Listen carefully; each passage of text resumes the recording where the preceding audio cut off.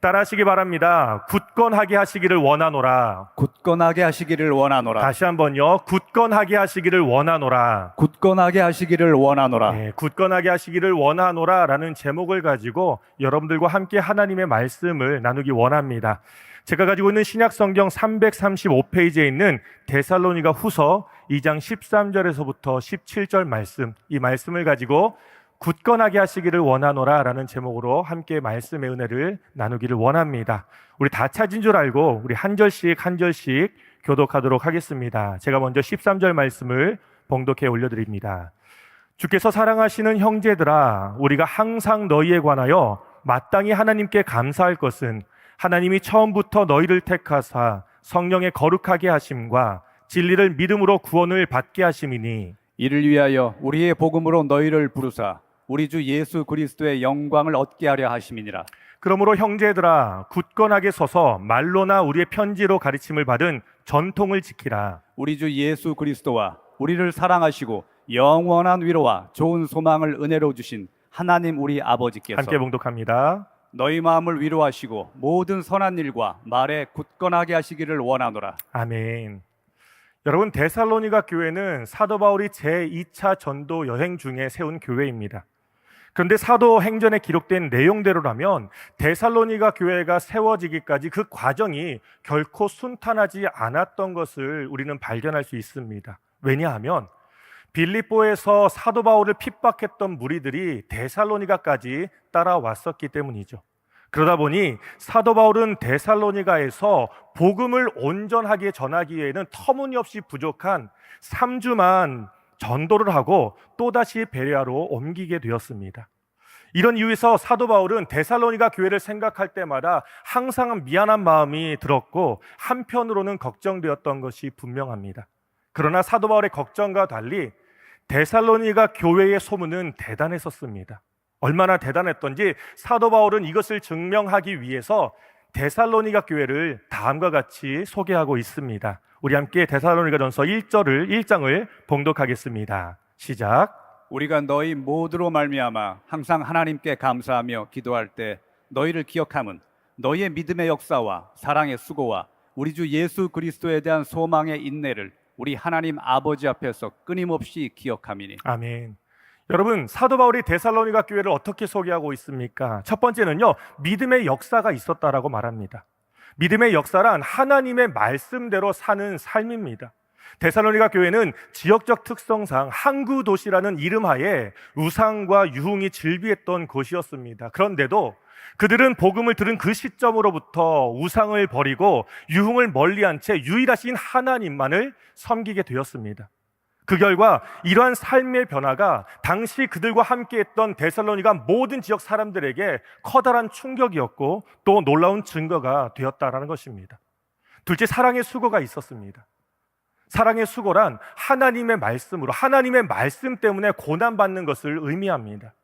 데살로니가 교회는 유혹과 핍박이 많은 교회였습니다. 그럴 수밖에 없는 것이 사도 바울을 핍박했던 이 유대인들이 당연히 그가 세운 교회를 핍박했을 것입니다. 뿐만 아니라 우상을 버렸다라는 이 소문이 돌기만 한다면 당연히 교회에 대한 시기와 질투가 난무했을 법합니다.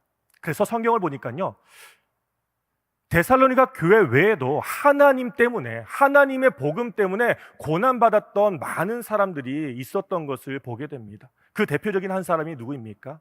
바로 다니엘의 세 친구 사드락과 메삭과 아벳느고입니다. 하루는 바벨론에 포로되었던 이 세 사람이 하나님을 믿는다라는 그 이유 때문에 금신상에게 절하지 않겠다라는 그 보고를 받게 되자 느부갓네살 왕이 엄청나게 화가 난 나머지 평소보다 7배나 더 뜨거운 풀무불을 준비한 채 그들을 협박하기 시작합니다.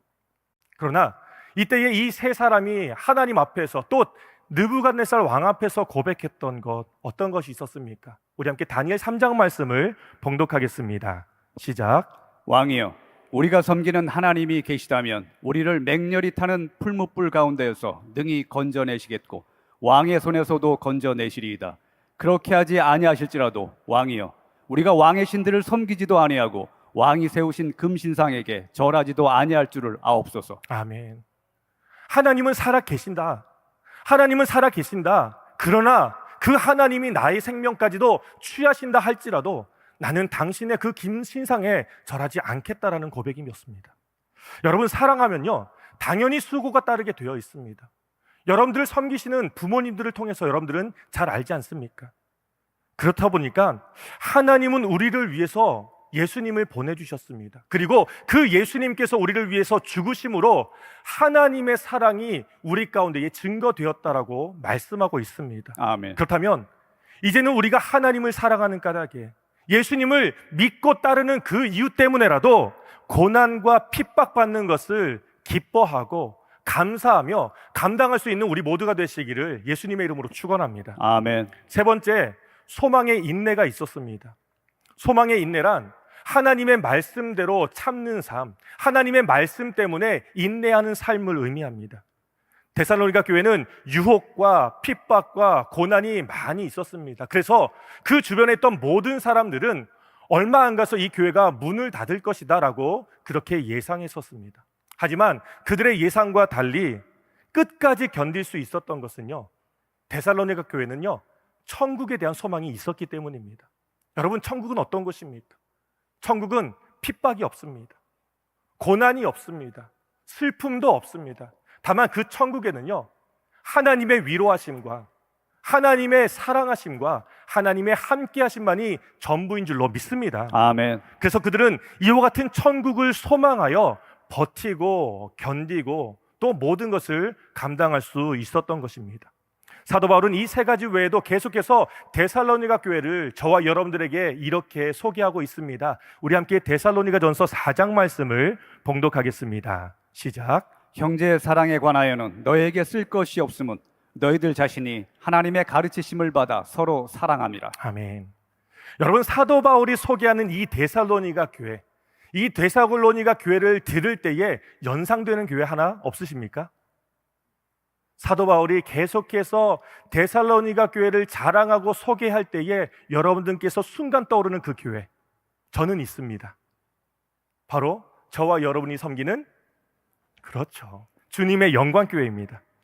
주님의 영광교회에는 믿음의 역사가 있습니다. 아멘. 믿음의 역사가 있습니다. 아멘. 사랑의 수고가 있습니다. 아멘. 소망의 인내가 있습니다. 아멘. 그리고 하나님의 말씀 따라 서로를 사랑하는 교회인 줄로 믿습니다. 아멘. 그러나 이 땅의 모든 교회는요, 완벽할 수 없기 때문에라도 오늘 우리가 함께 봉독한 이 데살로니가 교회 안에도 문제가 생겼습니다.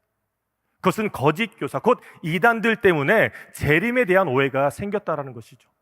그들은요, 하나같이 이미 예수님께서 이 땅에 오셨다라는 거짓 소문을 퍼뜨리게 되었습니다. 여러분, 생각해 보십시오.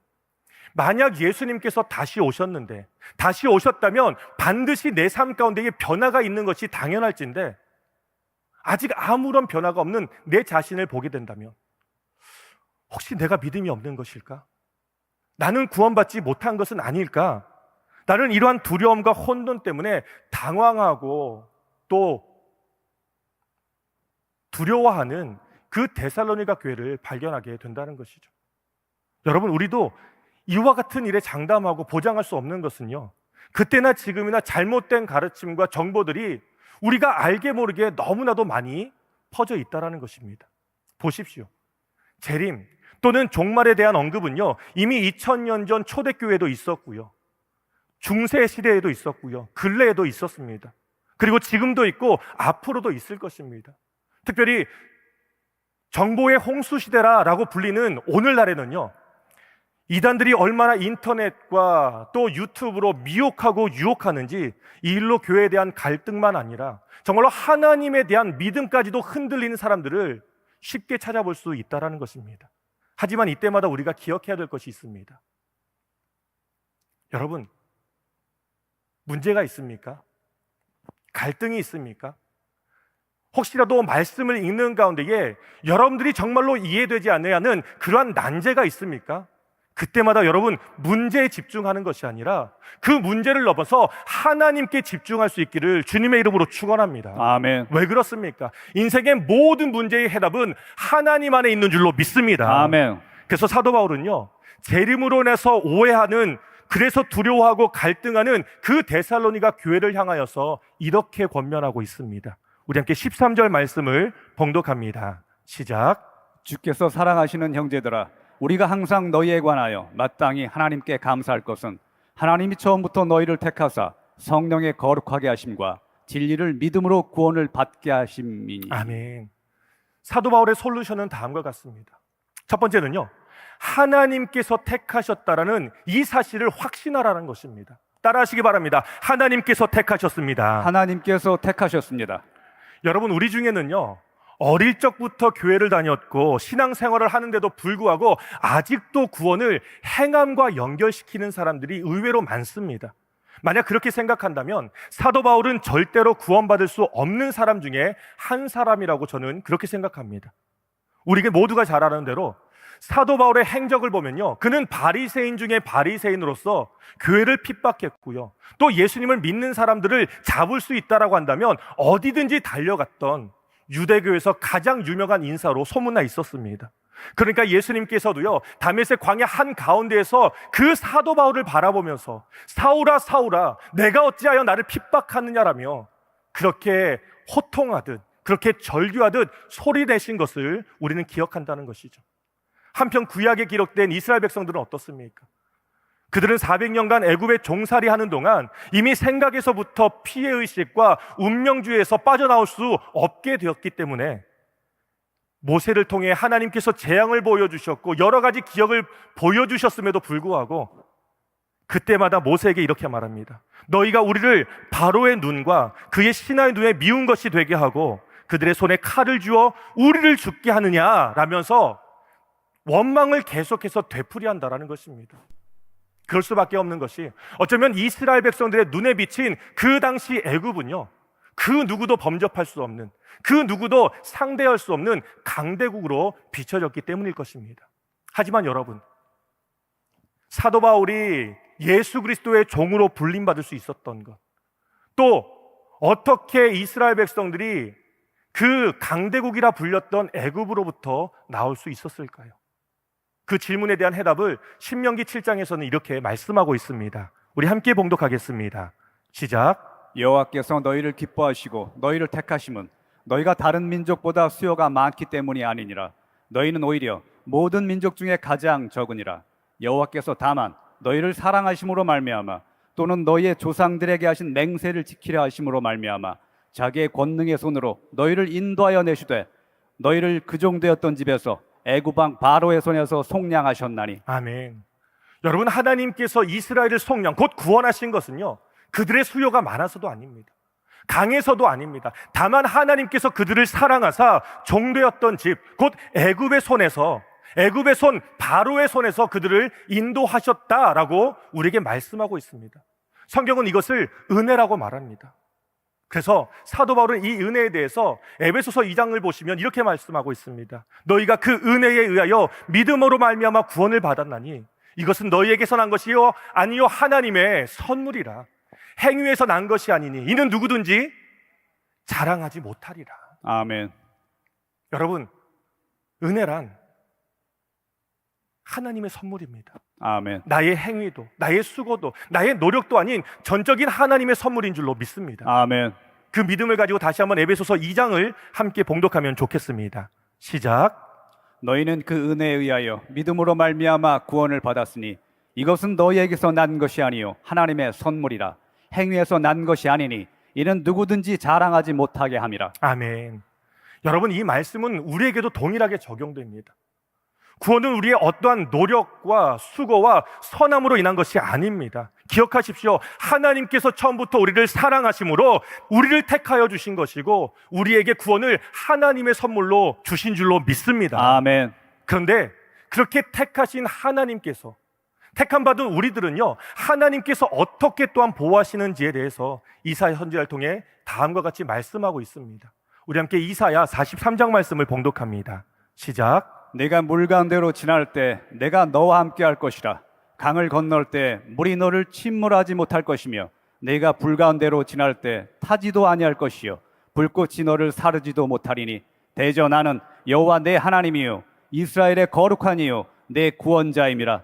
내가 애굽을 너의 속량물로 구스와 스바를 너를 대신하여 주었노라. 아멘.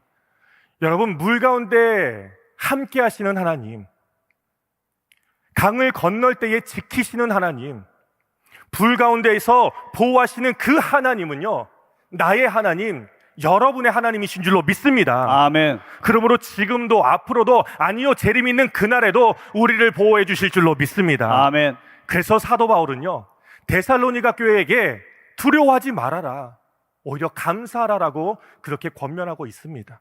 오늘 저와 여러분 모두도 하나님이 나의 하나님이시며 하나님이 우리 모두의 하나님이시라는 이 사실 하나 때문에 감사할 수 있는 저와 여러분 모두가 되시기를 예수님의 이름으로 축원합니다. 아멘.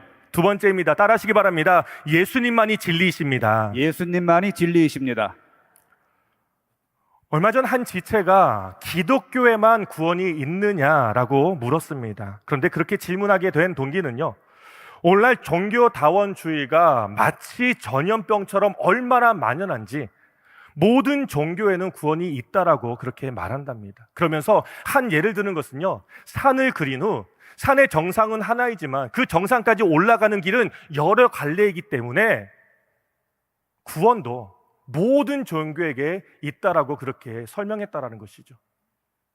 여러분, 제가 이렇게 설명하니까요, 마치 그렇구나라고 이렇게 다들 끄덕이시는데 따라하시기 바랍니다. 아니요, 아니요. 그럴 수 없습니다. 그럴 수 없습니다. 여러분, 구원은요, 산의 정상을 향해 가는 것이 아닙니다.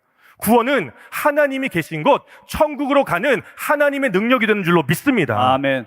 만에 하나 산의 정상으로 가는 것이라면요, 우리의 노력으로, 우리의 수고로, 우리의 힘으로도 가능할 것입니다. 그러나 구원은 그렇지 않습니다. 그래서 사도 베드로는 공회 앞에서 이렇게 외쳤던데, 다른 이로서는 구원을 받을 수 없나니 천하 사람 중에 구원받을 만한 다른 이름을 우리에게 주신 일이 없다라고 말씀하고 있다는 것이죠. 아멘. 구원은 오직 예수님을 통해서 가는 능력이 되는 줄로 믿습니다. 아멘. 왜냐하면요, 예수님께서 저와 여러분들에게 이렇게 말씀하셨습니다. 요한복음 14장 말씀 함께 봉독하겠습니다. 시작. 예수께서 이르시되 내가 곧 길이요 진리요 생명이니 나로 말미암지 않고는 아버지께로 올 자가 없느니라. 아멘.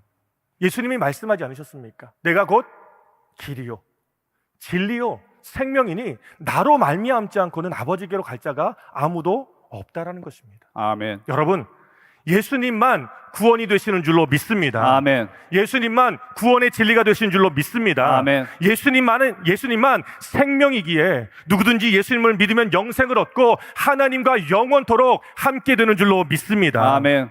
그런데 이것만 아닙니다.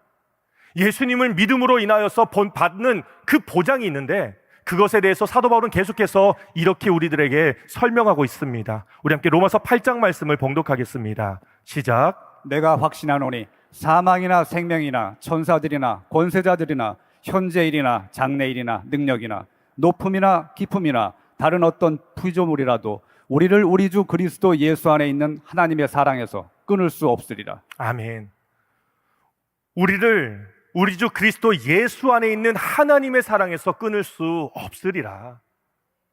믿으십니까? 아멘. 여러분, 저는 이 말씀을 믿습니다. 여러분들도 이 말씀을 믿으시기 바랍니다. 아멘. 이유는 하나입니다. 이 말씀을 믿을 때, 이 말씀을 붙잡을 때 우리 앞에 어떤 종류의 이단과 거짓 교사와 권세자들이 온다 할지라도 예수 그리스도 안에 있는 그 구원은 절대로 흔들리지 않을 것입니다. 아멘. 흔들리지 않을 뿐만 아니라 구원의 확신 가운데에 날마다 우리의 구원이 성장하고 성숙해지게 될 줄로 믿습니다. 아멘. 그래서 사도 바울은요, 데살로니가 교회에게 진리이신 예수님만 붙들고 그 예수님으로 인하여서 감사할 것을 그렇게 권면하고 있는 것입니다. 오늘 이 자리에 있는 모든 여러분들도 예수님만 붙들고 말씀 따라 살아가기를 예수님의 이름으로 축원합니다. 아멘. 세 번째입니다. 따라하시기 바랍니다. 하나님께서 부르셨습니다. 하나님께서 부르셨습니다. 우리 함께 14절 말씀을 봉독합니다. 시작. 이를 위하여 우리의 복음으로 너희를 부르사 우리 주 예수 그리스도의 영광을 얻게 하려 하심이니라. 아멘. 하나님께서 우리를 택하신 것은요, 우리를 구원하기 위해서였습니다. 그렇다면 하나님께서 우리를 부르신 이유는 무엇일까요?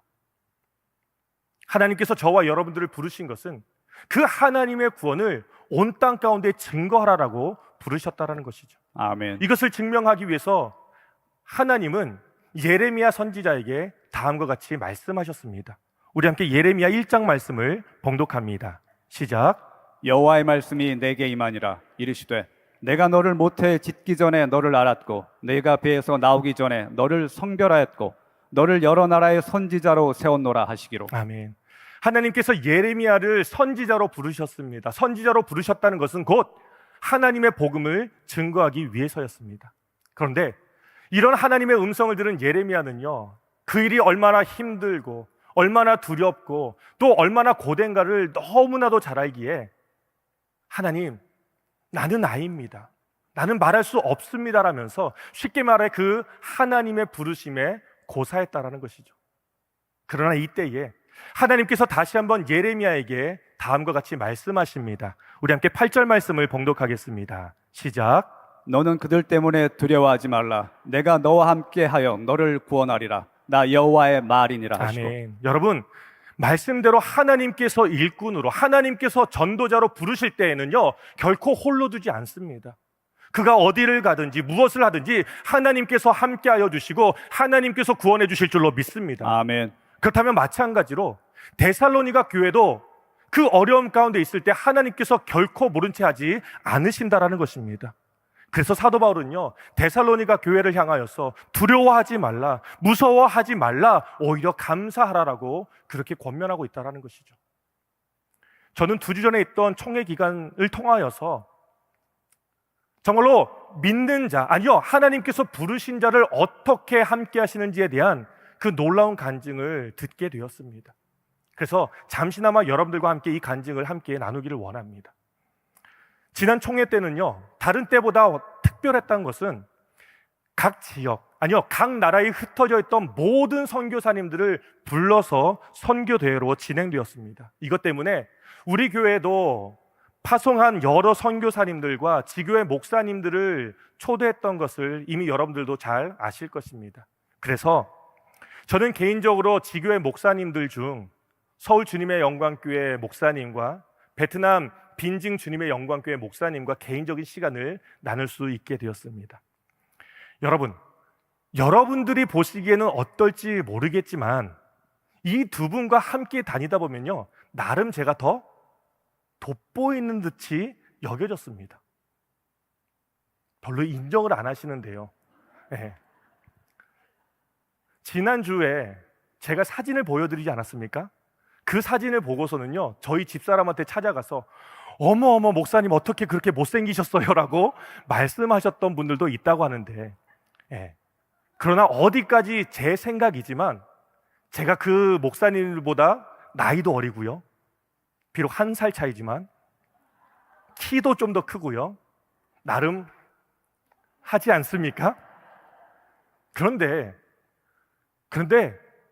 그 목사님들과 만날 때마다 부끄러운 역할은요, 저의 몫이었습니다. 왜냐하면 목사님들의 간증 앞에서 제가 얼마나 감사하지 못했던 사람이었는가를 다시 한번 깨닫게 되었기 때문입니다. 한 예로 베트남 빈증교회 담임 목사님이신 정영모 목사님의 경우에는요, 베트남에서 사역을 하다 보니까 지금은 공안들의 감식 가운데에서 사역을 한다라고 말씀하였습니다. 그런데도 처음에는 두렵고 힘들었지만 어느 순간부터 무슨 일이 있을까, 추방될까 두렵지 않은 것은요, 하나님께서 여기까지 지켜주셨던 것처럼 혹 추방이 된다 하더라도 더 좋은 선교지로 하나님께서 인도하실 것을 확신하기에 이제는 그저 감사하다라는 것입니다. 아멘. 여러분, 이런 간증을 듣는데 얼마나 부끄러운지 모릅니다. 왜냐하면요, 제게 지금 주어진 사역, 환경, 그리고 성도들에게 감사하지 못한 제 자신을 바라볼 때마다 정말로 눈물 흘리면서까지 그렇게 하나님 앞에 정말로 회개했었습니다. 왜 그럴까요? 베트남에 비하면요, 지금 제가 있는 이곳이 바로 천국이기 때문입니다. 여러분은 어떻습니까? 여러분들은 지금 주어진 환경에 만족하고 있습니까? 지금 주어진 여러 가지 상황과 일들 가운데에서 감사하고 있습니까? 어떤 분들은요, 남들보다 더 풍성한 삶을 살아가고 있지만 그럼에도 불구하고 더 많은 것을 가진 사람을 바라볼 때에 감사하지 못하는 사람이 있습니다. 지금 내게 주어진 건강까지도 만족하지 못해서 불평하는 사람들 많이 있다라는 것이죠. 하지만 여러분, 한 가지 분명한 것은 이것입니다. 사람을 보면 두렵습니다.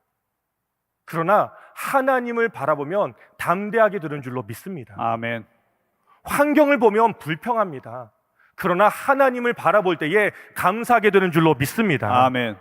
그래서 사도 바울은요, 그 데살로니가 교회를 향해서 다시 한번 다음과 같이 권면하고 있습니다. 우리 함께 15절 말씀을 봉독하겠습니다. 시작. 그러므로 형제들아, 굳건하게 서서 말로나 우리의 편지로 가르침을 받은 전통을 지키라. 아멘. 본문에서 굳건하게 서다라는 이 헬라어는요, 스테릭사이라는 말로서 흔들리지 않고 확고하다라는 그러한 의미를 갖고 있습니다. 이것은 마치 예수님께서 예루살렘에 올라가기를 결단한 그 상태를 우리는 떠올려 볼 수 있다는 것이죠. 그렇다면 무엇으로 굳건해야 될까요? 본문을 보시면요, 우리의 편지로 가르침을 받은 전통으로 굳건하라라고 말씀하고 있습니다. 그러면서 그 굳건한 전통에 대해 사도 바울은 다음과 같이 우리에게 설명하고 있습니다. 우리 함께 데살로니가전서 5장 말씀을 봉독하겠습니다. 시작. 범사에 감사하라. 이것이 그리스도 예수 안에서 너희를 향하신 하나님의 뜻이니라. 아멘.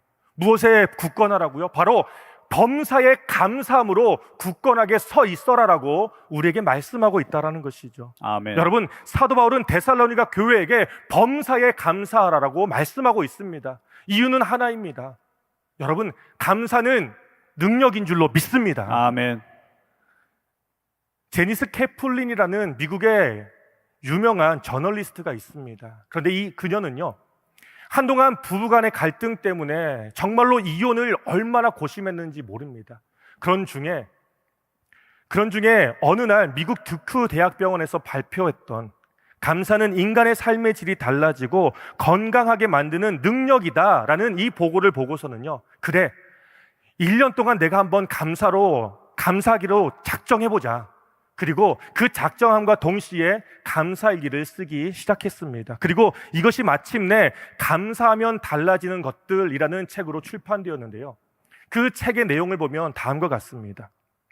내가 감사하는 태도가 생겼다고 해서 이번 겨울 날씨가 바뀌는 것은 아니지만 일상에 나만의 한 줄기 햇살을 비칠 수 있게 되었다.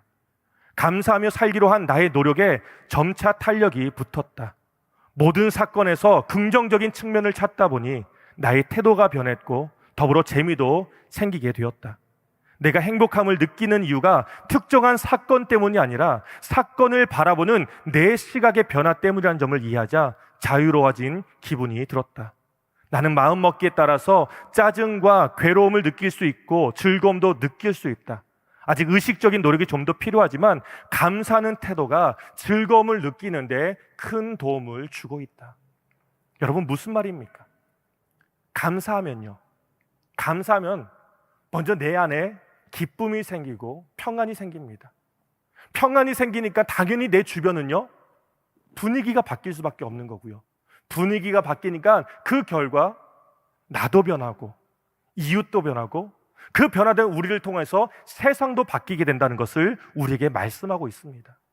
그래서 사도 바울은요, 근심이 있거나 염려가 있거나 불안함이 있을 때마다 다음과 같이 기도하라라고, 다음과 같이 말씀을 우리에게 주시고 계십니다. 그것은 바로 에베소서 4장, 빌립보서 4장 말씀인데요, 그 말씀은 이렇습니다. 아무것도 염려하지 말고 다만 모든 데 기도와 간구로 너희 구할 것을 감사함으로 하나님께 아뢰라.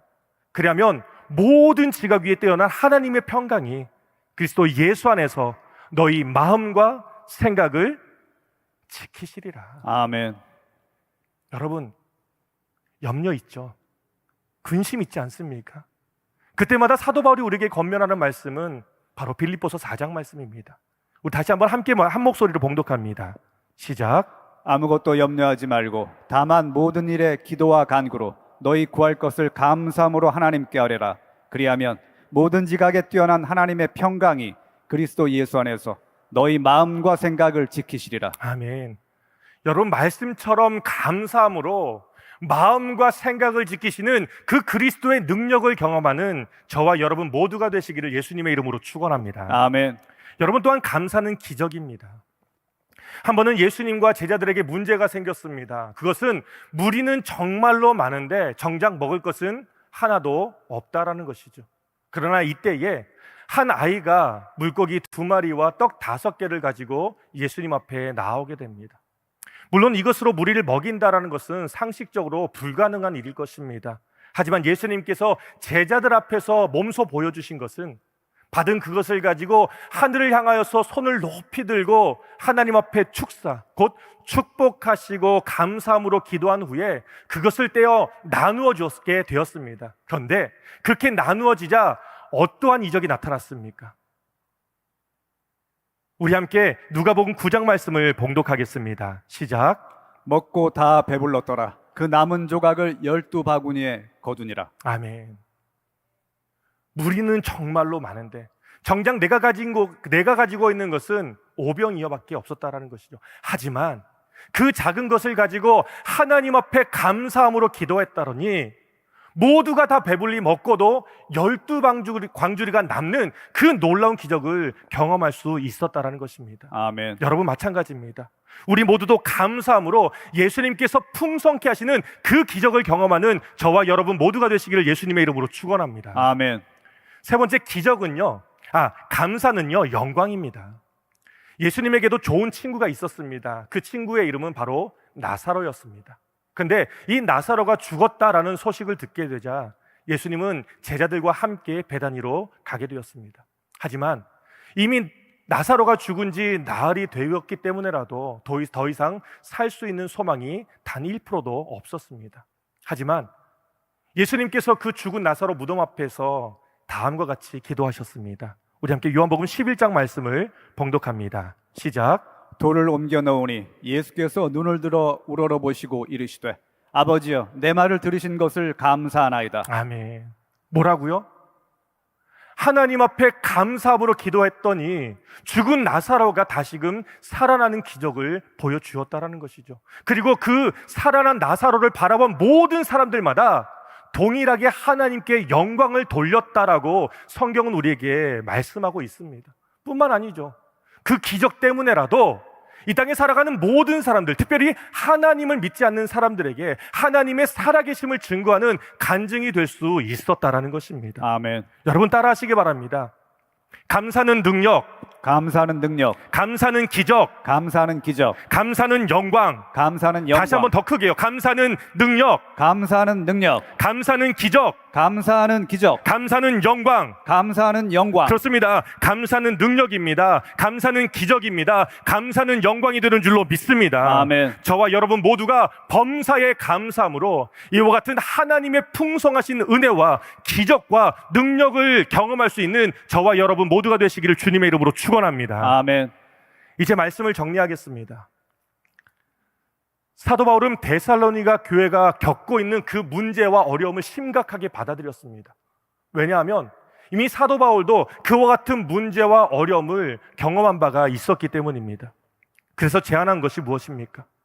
문제가 있고 어려움이 있고 낙심될 수 있는 그 상황 때에 환경을 바라보는 것이 아니라, 문제를 바라보는 것이 아니라 문제보다 더 크신 하나님을 바라봐라 라고 권면합니다. 아멘. 또 어떠한 상황 가운데서도 범사에 감사하라라고 그렇게 권면하고 있습니다. 아멘. 여러분, 하나님이 인생의 모든 문제에 해답이 되는 줄로 믿습니다. 아멘. 그리고 감사할 때에 능력과 기적과 영광을 경험하게 되는 줄로 믿습니다. 아멘.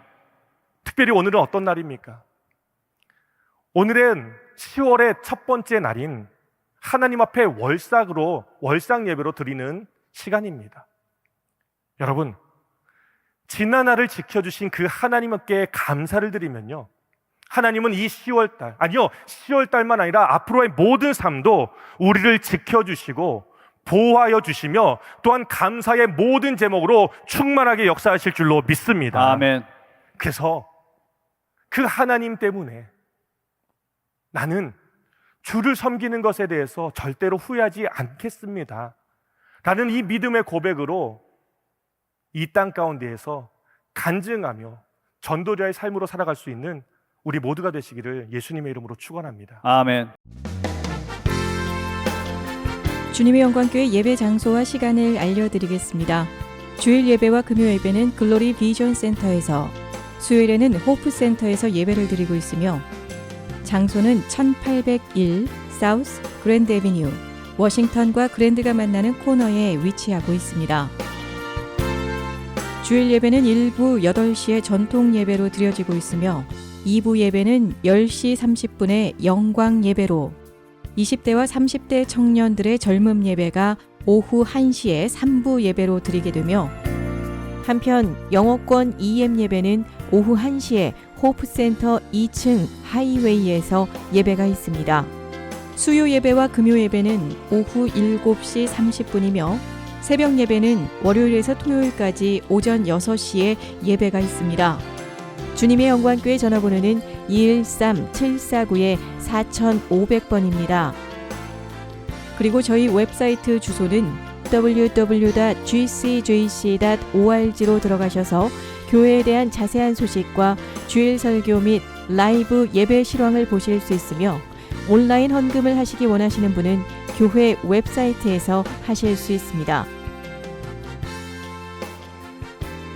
지금까지 주님의 영광교회 설교 말씀에 참여하신 여러분 감사합니다.